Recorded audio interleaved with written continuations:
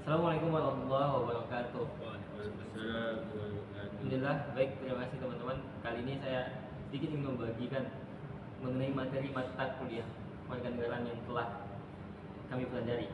Nah, mungkin kita tak asing ya dengan kata kewarganegaraan, di mana kewarganegaraan itu merupakan bagian daripada diri kita sendiri gitu ya, sebagai warga negara yang hidup di satu daerah negara, seperti itu kan.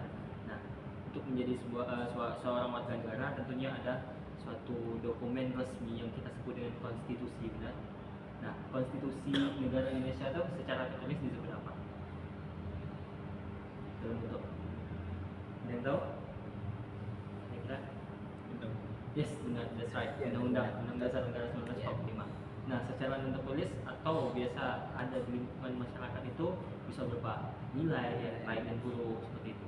Kemudian ada istiadat budaya lain yang bisa mengontrol atau mengarahkan kita kepada kebenaran dan kebaikan gitu.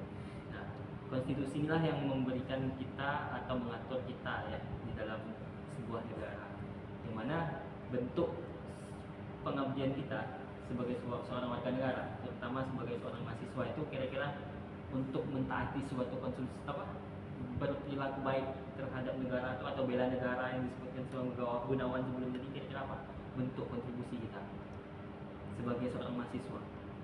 Sebagai seorang mahasiswa ya. Ya. Untuk apa dulu nih? Kontribusi kita kepada negara, Kepada negara. atau kira-kira apa kontribusimu kepada negara? Kontribusi saya kepada negara mungkin menaati peraturan lalu lintas mungkin ya, mungkin menaati peraturan undang tersebut mungkin.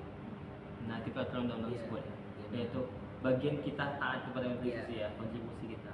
Nah, mahasiswa juga dikenal dengan agent of Check. yes, that's right. Nah, selain kita mentaati peraturan, tentunya kita juga mengawasi peraturan yang ada seperti itu. Dengan kita mengikuti organisasi kemahasiswaan.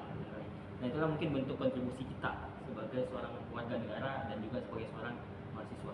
Nah, itu mungkin teman-teman secara sedikit ya, mengenai apa itu kewarganegaraan barangkali ya secara umum, kemudian siapa warga negara dan bentuk kontribusi kita terhadap negara, terutama berkaitan dengan konstitusi.